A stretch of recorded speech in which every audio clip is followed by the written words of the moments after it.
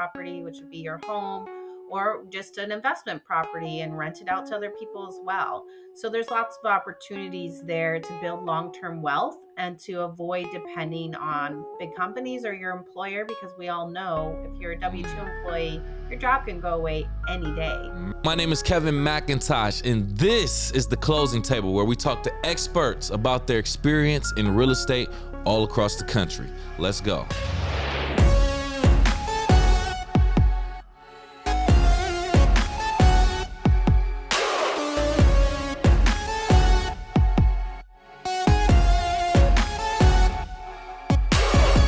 Welcome to The Closing Table. I am your host, and my name is Kevin C. McIntosh. And today we are speaking to a very successful real estate agent who goes by the name of Marissa Beach. How you doing, Marissa? Doing wonderful. How about yourself? I'm doing good. Thank you for asking. So we're here to talk about your experience specifically in real estate and in your market, but let's soften the blow a little bit, have an icebreaker, quick games called Fill in the Blank, a couple questions related to real estate. I'm sorry, not questions, sentences related to real estate, but they are incomplete. So I need you to take your expertise and fill the content in with whatever you feel like is appropriate and makes sense. Cool? Sounds good.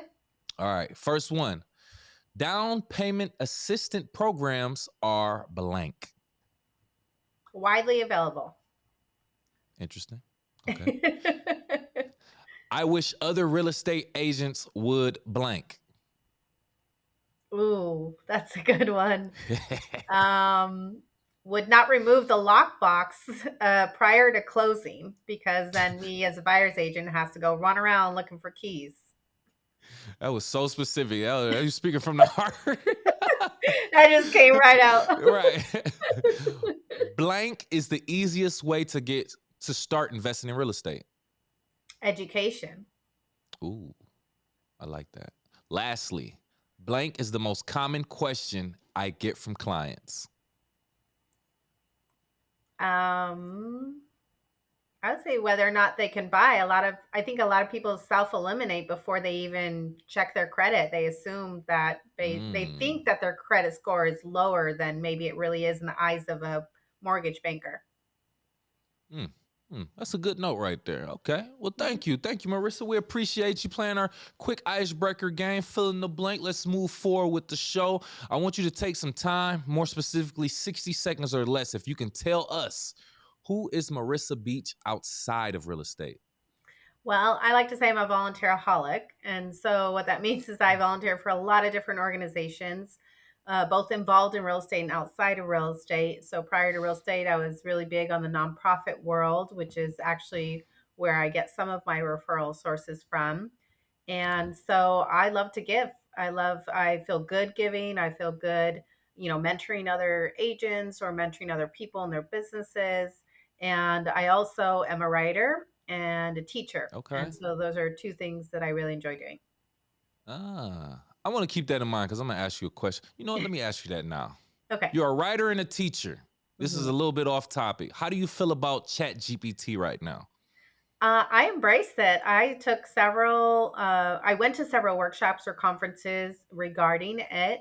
And I don't think, just like Google, it's not going to replace human beings. It's not going to replace the knowledge and the interactions. I think it can speed up our knowledge. I think it give us more leverage to do the things we really want to do in life. And so I think that, eventually restaurant workers and retail workers will be replaced by robots, in my opinion, or machines. That's no doubt in my mind. But, in the end, I think that's a good thing, because those employees, one, are not getting justifiable or living wages in the first place, and two, can probably use their skills and be happy elsewhere. It's interesting. Okay. Just wanted to pick your brain about it since, ChatGPT writes, you're a writer, teacher, Yeah. So see your perspective. All right, cool. Let's get back on track real estate wise. Can you take a moment? Let's paint the picture as to where you are serving. Describe your current market for our audience, first geographically, and then provide any other details. Yeah, so Seattle, Washington is a very populous and popular city in this state. However, it's not the capital. The capital is actually Olympia, Washington, which is about an hour south of Seattle. And I live an hour south of Seattle. Most of my clients and friends are in South King and or North Pierce County. Pierce County is, again, just south of King County. but there's Okay. so much to do around here in King and South. You know, if you like the mountains, if you like skiing during the winter, if you like hiking during the summer, there's farms all around to go pick blueberries and sunflowers. And so there's a Hmm. limitless and entertainment as well, restaurants, shows, concerts, all kinds of things happening everywhere. Nice. Seattle, Washington. I think you might be the first agent in Seattle Yay! that we've interviewed here, so that's exciting. Does it rain a lot out there like they say in Seattle? Does it rain a lot? It does, but actually rains more in Florida than it does here. It's just sunnier in Florida. That's the difference. Really? Yeah. I Mhm. wonder where that misconception came from. That's a Probably little sleepless weird. in Seattle. Okay. A lot of cartoons I watch too. Yeah. Okay. So with that being said, it's clear education and grit are important to you. And I've gotten this from, doing research on you. But how do you incorporate these values into your monthly home buyer classes that you host? Yeah, so the homebuyer classes I host are all about down payment assistance, but I also take it a step further. And what I do is I invite guest speakers to join me. So I co teach it because it's certified through the Washington State Housing Finance Commission, which is the government agency in the state that provides the down payment assistance, which will cover, by the way, all of your down payment and some of your closing costs. So it covers Oh, a good portion of the out of pocket costs needed to buy a home, and that's in the form of a second loan. And to access that, you have to take these classes. So we can't charge, and we don't charge for those classes. They're absolutely free, and I'll alternate between English and Spanish. And then I invite, for example, a bilingual home inspector, title and escrow agent, an insurance agent. Obviously, I co-teach it with a lender and my business partners. So there's various people in the room speaking at different times. 5 hours goes by really quick, and I wish it weren't 5 hours, but that's what the state requires at this point. So I feel like incorporating those guest speakers and level of education really helps first-time home buyers become knowledgeable. And even if it's not their first time, if it's their second or third time, a lot of them have not taken any class, for example, if they didn't use the program or if their agent never recommended it to them. So I feel like mm, I'm doing justice for the whole real estate community and not just my own clients. nice, nice. Is this something that you just decided to do on your own and started on your own? Not necessarily, because I love teaching. And prior to real estate, I was actually going to be a Spanish teacher. So I figured I Hmm, might as well use my skills on teaching and being bilingual in the real estate front. And so you nice. had to go through a certification process in order for you to teach it, like as an agent or a lender. You have to take an 8 hour class through the state, which is what I did about 10 years ago when I first started. Uh, let's talk about that. You being bilingual, so that's unique, right? So how is this giving you an advantage in your industry, which I can obviously think, but can you just talk about that briefly? Yeah, so there's a large Latino population throughout the country. Actually, more than 50% of first time homebuyers throughout the whole country are Latinos. And that includes, Really? first generation, second generation. And so that's a big chunk of the market if you think about first time homebuyers. And first time homebuyers, Hmm. out of all the purchases, they make up about 20% of the entire homebuyer population. So again, that's a good amount of people wanting and needing help throughout the process of home ownership, whether again it's their first home or investment property. And so a lot of my clients are business owners, contractors, the local Latino population. I love working with them. They are just so good at referral business. You do a good job with them, they will recommend you to everybody they know, their friends, their family members, their neighbors. And I love housewarming parties. So one of the things I do with my clients is basically, attend. If they want me to host the housewarming party, I will say, okay, what do you need? Do you need food? Do you know you need this or that? And so we'll Mm, just bring a bunch of, like, a gift basket. My most recent closing, we surprised our client, and that was a lot of fun because they're basically worked with their sister and her friend, and there's like 10 family members and friends all yeah. show up the day of closing, and they were all really excited. Mm. Oh, that's what's up. That's cool. That's cool.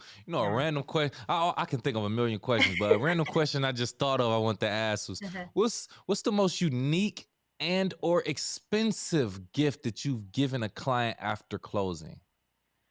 Um, Well, I do a lot of branded gifts. So I do a mix of branded Huh. gifts and a mix of, basic necessities. So it's Okay. important for clients to have some basic things like Clorox wipes and toilet paper because you don't think True. about those things, True. but when you're moving, everything's in a box, right? Yep. So when you first move in, you're probably stressed out. And like those are some things like dish soap, and obviously they're not expensive, but Correct. they're just basic necessities. And then I also Mm-hmm. have like a wine box that's branded, sometimes water bottles that are branded. But I would say the most expensive thing would be appliances, which is not unique, but I did that for just one client because I don't do it for Sheesh. every client. Yeah, and these are good friends of mine, and so I felt the need to just give back to them, and Right. they needed appliances, so I got a discount through my uncle at Lowe's who worked at Lowe's, and Mm. then I basically got them a washer and dryer. So that was the most I s- expensive thing. See, I asked you that question because I mean, you brought something up in regards to it, but I recently saw something on social media where they Mhm. say a guy became like the top 1% in his market because he was giving his clients Louis Vuitton bags after closing. Wow. And then someone said, "What is a couple $100s if you're making a couple $1,000s?" You know what I'm saying? And Mm. I was just sitting Mhm. back like, "Whoa, a Louis Vuitton Yeah. bag." But let me tell you something. What you just said is probably more important, right? The fact that people are moving into a home. What are you Yeah. gonna do with a Louis Vuitton bag? You need toilet paper, No. tissue, mops, No. brooms, and that type of stuff. So Yeah. that just made me thinking about like, I mean, yeah, a Louis Vuitton Mhm. bag is nice. Who wouldn't want that? But at the same time, I feel like the most Mhm. valuable, useful things in that situation will be some of the things that you would provide. So it's Yeah. just me thinking out loud. Yeah, related to the home because I mean, a purse is a purse, in my opinion. I'm not big Man. on brands when it comes to purses, and not to, Mm-hmm. not to speak poorly of anybody who is. If that's their thing, Right. that's their thing. But I'm not going to waste my money in something that's not really an asset or providing, something of value when it comes to a long term investment. So, Nice, nice, mhm. nice. Marissa, I see you also are a fan of stand-up comedy. Great sense of humor person right here. Uh-huh. How are you using your sense of humor, your personality in these situations where you're helping out clients, diffusing these Uh-huh. tense situations and stuff like that? Yeah, I would Even say, amongst colleagues. yeah. Yeah. That too, that too. I think Mm-hmm. having a sense of humor is important because real estate can be a very stressful process. Moving is one of those, I think, top 5 stressors for people in life. And the more times you move, the more Man. stressed out you get or Mm-hmm. are. And especially if it's, again, your first time buying, then there's a lot of unknown factors, right? There's things that you expect, but you may not know how to communicate or verbalize your expectations, even when they're asked, Right. because if you don't know the process, you're like, oh, okay, well, I didn't think it was going to be that way. But then you have nothing to refer back to. So, for example, one scenario, I love the sense of humor of my clients. I always have a good time laughing with a lot of my clients because, again, even in these stressful situations, we laugh together, we cry Yeah. together. I mean, Yeah. it's a very, intense 30, 60, 90 days, or even sometimes up to a year or two, right? That I work with clients, Mm-hmm. and then multiple transactions throughout their lifetime. So one situation on my listing in a town called or a city called Auburn, Washington here, the inspector, the buyer's inspector went to go do an inspection, right? And they test things throughout the house and they turn on and off the water. Well, according to the inspection report, which the buyer's agent brought to my attention, was that, oh, the sink is not working. I thought, well, that's not true. The sink works. We just tested it, a week or two prior. The sellers had already moved out of state.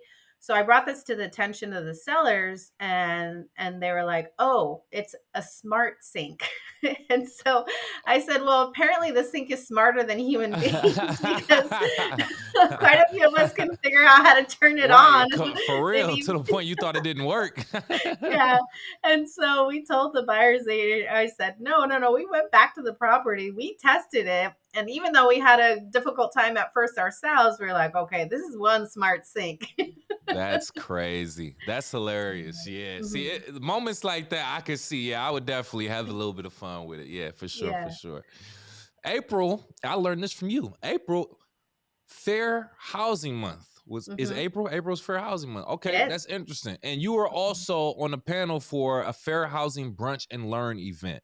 I want to Mhm. pick your brain in regards to this, right? So, how do you Mhm. approach working with clients who may have unique housing needs, such as Mhm. disability and accessibility requirements and stuff like that? Mhm.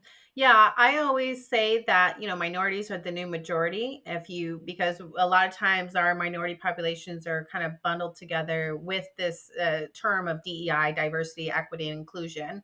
And fair Mm, housing is about that. It's about undoing the wrongs that were historically uh, happened basically in our past and sometimes continue to happen in terms of the discrimination in the housing market.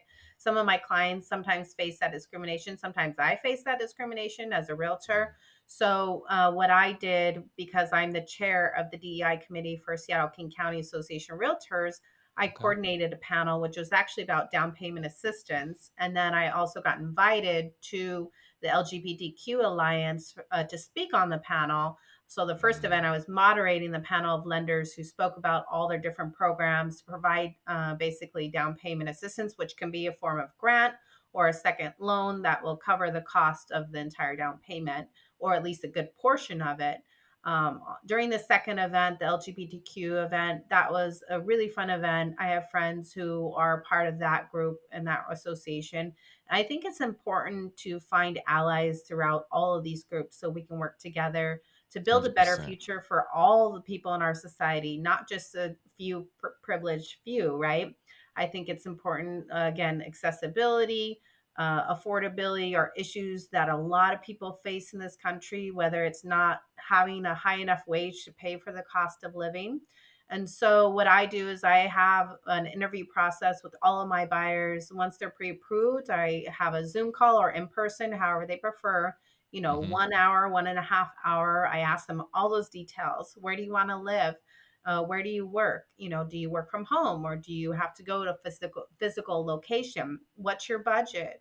How much money do you have out of pocket? Because even though on the financing side they're gathering those details, they don't necessarily, know the real estate side of things, and vice versa. Those are two very different careers. And Correct, correct. so, in gathering that information from the clients, I'm able to then better assess their needs. For example, in the Northwest MLS is the multiple listing service where we have all the listings throughout the state. There has been an added fields where listing agents or listing brokers can actually put in if there's, for example, a wheelchair ramp or if there's wider Mm, door paths, so that way the wheelchair, even if they go into the house, the doors have to be a certain width in order for the mm, wheelchair to fit through those things. And I took a class mm. myself, so I'm constantly educating myself on those topics because I don't think we're all experts in everything, right? When it Right, comes right. to serving our clients' needs. And laws are going to continue to change too, right? I mean, as they Mhm, should, as the world mhm, continues to adjust and adapt, law should also be doing the same thing. Also, that's great information. Well, this is a either or question. mhm. As weird as that sounds, right? In your experience, what are some common misconceptions about the fair housing laws? Mhm. Or look at from this question, what are some fair housing laws that some general consumers should know that they probably don't? I think that there's a misconception that fair housing means that we're going to point the blame at, let's say in this case, like, oh, we're blaming all white people for all the wrongs done to a lot of minorities, Hmm. historically speaking. And that's not necessarily the case. What we're talking about, as actually one of the authors of my favorite book called Color of Law, this author outlines all the historical discrimination that occurred that today impacts the people living in those zip codes or in those neighborhoods, right? We Right. talk about redlining, for example. Hmm. How did that impact generational wealth? I mean, for generations to come, people were stuck in a certain zip code because they were forced to buy in certain zip codes. That's And a the fact. government did not allow them to buy outside of those zip codes. So I think for me, fair housing is about education. It's not about pointing the blame. So when people get defensive, it's because it's an uncomfortable topic. Nobody likes talking about racism if they feel like they're the perpetrator, right? We like talking about it when we're the victim of racism, which is important to share those stories so that way there's more awareness about those situations. But I think again, not getting defensive, being able to just listen to people's stories of discrimination. Because I think the more that we're open to listening and not feeling like, oh my gosh, I'm being attacked because I'm white or half white or whatever the case may be, or I'm Hmm. being perceived as the, as the racist person, is really important. Because, for example, the state of Washington, as of last summer, has now required realtors to take an additional course on fair housing. And that has created sometimes Ooh, you know, some conflict within the yeah. realtors themselves taking the classes, because I tell you, I've seen some Karens in those classes where they just get up and they're like, why are white people always being blamed for Mm, the fair housing or this or that? It's not our fault. And so instead of taking that offensively or getting defensive, I think it's important again to listen, to be yeah. be educated and informed about what happened historically, legally and illegally. I say illegally because a lot of times these populations, they were protected. However, the government didn't protect them. And the color of Yeah. law talks about how veterans, right? Veterans of color were discriminated against. And while the white veterans who came back were allowed to live in subsidized housing, that same privilege was not given to a lot of veterans of color. So I think the Yeah. level of systematic, discrimination, it's important to know what happened and how it affects people today. Oh yeah, yeah. You touched on it. You definitely spoke on it. On with that being said, and the thing about it is regarding the generational wealth and how it affected cultures and communities like down the line is it could be a whole nother show on that. But Mhm. the real estate agents, for the most part, literally are like the catalyst. They steer that. They are, I don't want to say 100% responsible, but they have a great responsibility in contributing to either, the destruction or the buildup of certain communities when it comes to that. Well, I mean, you already spoke on it before, but can you just talk about how agents can actively promote the diversity and inclusion um, for clients like that? Yeah, so the National Association of Realtors has some great information on its website. And again, as chair of the DEI committee for the Seattle King County Association of Realtors, what I did was help provide content to our local association to publish on the DEI, subsection of our webpage, different Right. associations and minority organizations that serve those minority realtors and minority communities. For example, there's the National Association of Hispanic Real Estate Professionals. There's the Asian Real Estate Association of America, the LGBTQ plus Alliance, and then Okay. there's a host of other ones as well. And so what I do is, or what I did with that webpage is what I also provided a list of cultural holidays throughout the year. So any Hmm. agent can go to nwrealtor.com/DEI and take a look at all the resources there. You have NAR and Espanol, for example. Again, those different associations called NAREP and ARIA and NARAP, the National Association of Real Estate Brokers, which, by the way, was founded by African American realtors back in the day, because NAR did not allow anybody other than white men when it was first founded to join its association.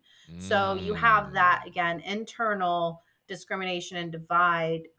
Historically speaking, I think now there's a lot of crossover with people belonging to multiple associations and a much more integration, but Right. we still have a long way to go for sure.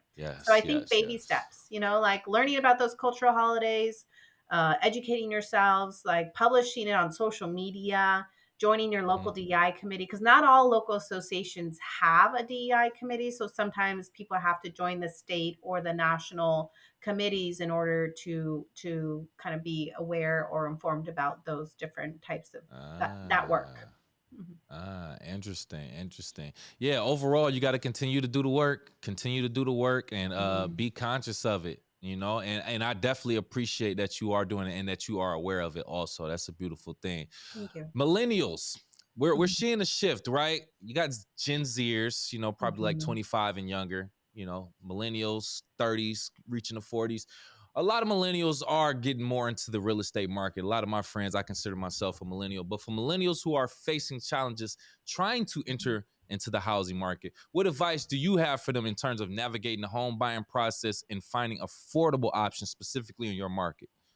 Yeah, I think locally there's a lot of millennials who have great jobs, who are techies. We have a great tech market in Seattle. People who are engineers, people who are software developers, things of that nature, who work Hmm. for, Google, and I mean even Costco. Costco's a great employer, for example. But the millennials that I know, I think the struggle is for them. It's probably more of a mindset shift because not all millennials understand the value of homeownership. Some of them do, and some of them don't. I think some of them see it as like, well, that's too expensive. Well, rent is definitely way more expensive, right? A lot of times than the mortgage, because the mortgage will stay the same for 30 years or for the life of the loan except for Hmm. taxes. But contributing in that form as a homeowner is really important. So there's plenty of down payment assistance programs, even when people have higher incomes. Like, for example, the state program I was telling you about earlier, you could earn up to 180,000 and still qualify for that state program. And Right. so the bar has shifted in terms of, what's needed to afford a living. I think some if you're young and you've got no kids or no spouse, a lot of times people tend to invest in condos, which is a great segue into home ownership. Start with a condo and then maybe build up your portfolio, rent it out, then buy a second property, which would be your home, or just an investment property and rent it out to other people as well. So there's lots of opportunities there to build long-term wealth and to avoid depending on big companies or your employer, because we all know if you're a W-2 Mm. employee, your job can go away any day. Man, Um, talk so about it. Ooh, man, you yeah. touched on my heart right there with that one, Marissa. I mean, I'm like, does she know me for real? Hey, so this is the only, Mhm, I don't want to say pushback, but this is the only perspective I want to add to that. Me being a millennial, right? Me, mhm, someone I'm not owning right now, but I am aspiring to. What I would mhm, say is, I feel like I'm speaking for most millennials, right? You go to mhm, college, we were pushed to go to college. We took out these huge loans and mhm, all this other stuff. A lot of us, a significant portion, I will say, may not be working in those fields that we went to school for. And if we mhm, are, some of us may not be getting that return on investment to pay back those loans and live a mhm, comfortable lifestyle. So our vision and view and perspective on housing and ownership has changed. Don't get me wrong, but mhm, ultimately I guess what I'm trying to say is um yeah, it's a lot more expensive and comparing it to renting. This was my point. I'm mhm, renting now, right? If I make the change to get a home, all right, mhm, I have a consistent mortgage payment, whatever the case may be. But then I also have to worry about those unexpected repairs that I would usually just have to call my landlord for. mhm. Do you have any solutions or response to a millennial who may be thinking like that? I don't have Yeah. the $10,000 to fix a roof or a septic tank or whatever. Yeah, so there's a lot of things that are negotiable in the real estate process. For example, because interest rates went up as of last year, but they're still not historically at the highest that it's ever been. In the 80s For and sure. 90s, you saw 10, 15%, Mm-hmm. 20% Mm-hmm. interest rates, and people still bought homes back then. And the idea that it's a long-term investment is just that. You do need money to buy a home, not as much money as people think you need, because again, there's all these programs to help compensate for those costs. And then Mm-hmm. if there are repairs, sometimes the lender, some lenders do require an inspection. Otherwise, I would definitely recommend an inspection no matter if the lender requires, because it's in your best interest to know what's wrong with the house. At that point of inspection, you can decide whether or not you want to walk away from that property or move forward. And I think a lot of Mm. times, during COVID, a lot of people who were originally wanting to live in the city moved out to the boondocks. And then now you see this gravitation of people wanting to go back to the city because they probably got bored in the boondocks, or now their Really? offices are requiring them to come back, to work Mm-hmm. in person, like Amazon downtown Seattle, for example. We're seeing an influx of people looking for housing because all of a sudden now people have to go back to an in-person office, or Wow. have that face-to-face time with their employer. So I Mhm. think that there's ways around this. There's actually programs out there for low income homeowners. Not that all millennials aren't, but like Habitat for Humanity has some great programs. And do something called what's house hacking. I listen to Bigger Pockets all the time. It's one of my favorite podcasts in You this said it. country, and Thank it's you. free education. I Yep. can't believe, Yep. like we got to take advantage of this free education. I There listen you to it go. on my way to the gym, on my way back from the Yep. gym. Like every day, I have a little bit of dosage of knowledge that is just inspiring. And this morning, I was listening to two Bigger Pockets, and the story was about this immigrant who just like worked her way up. I mean, she was Mm. fighting bed bugs as a child in Western Africa, and then she comes here, and now she built a portfolio of almost 100 units in 3 years. So those are the types Nice. of stories that inspire me. There I you go. am on my way to becoming a real estate investor as well. I can't say that I've got it made by any means. So I Right. face a lot of the challenges that my fellow millennial, clients also face. But learning how to pick your first home and know that it's not your last home. It's just a start. It's just Right. starting Right. ground. Nobody that I know of keeps their home for 30 years unless, you're back in the day when it was like 30s, 40s, 50s. And Hmm. like my grandparents' generation or my parents' generation, a lot of them are still living in the same home they might have bought way back in the day. They Yeah. don't move as much, but millennials are mobile people, right? Just like the immigrant population, like you settle one place for a while, then you either get bored or get a new job or move somewhere else, or want to move somewhere else, or you're downsizing or upsizing depending on family size and things of that nature. So I think that, renting, you rely on your landlord, of course. Hmm. And there's a sense of ownership, pride in home ownership when you buy your own property. So a lot of the renters that I know, they're not happy. They're not happy relying on the landlord to fix things because a lot of my clients or contractors are like, they'll just fix it themselves, but then they're spending money out of pocket fixing the things that the landlord is responsible for. Right. Right. And then if Right. you move out or break your lease, you're out, deposit out the door, pet deposit out the door. There's fees involved with, moving from rental to rental. If the landlord decides to sell the apartment complex or the house that you're renting, then you have to move forcibly. So Yeah. there's no better Ooh. way to control your own future than to purchase your own home and your own portfolio, in my opinion. Obviously, Great I'm biased because I'm points. a realtor. No, no, no. But great points. You Mhm. mentioned the key term, house hacking. Mhm. That's my favorite. That's my favorite. You mentioned Bigger Pockets, a Mhm. resource. You touched on it. I think you answered a lot of questions for millennials who may be thinking that same mindset that I had. So thank you so much, Marissa, dropping that game, giving us some gems. We appreciate it. Pulling up a chair here to the closing table before we leave. If you have any last words and or want to tell the people how they can reach out to you, please do so now. Yeah, again, my name's Marissa Beach, but my Instagram and Facebook pages are Beach Sells Homes. And then on my home buyer web class or website rather is homebuyerclasses.org. And again, those classes are free. In English, they're via Zoom. And then in Spanish, they're in person here locally in Kent, Washington. But Mhm. even if you live out of state and you have questions, I have a network across the country. I belong to so many of these different associations, and I will find somebody who help you if I can. So, There you go.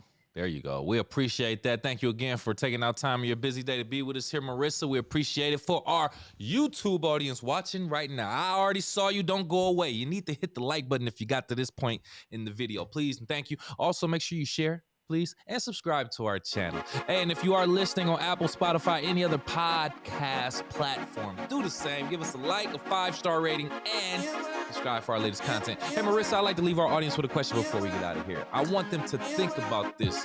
At any point throughout the home buying process, do you feel you face discrimination based on any of your factors?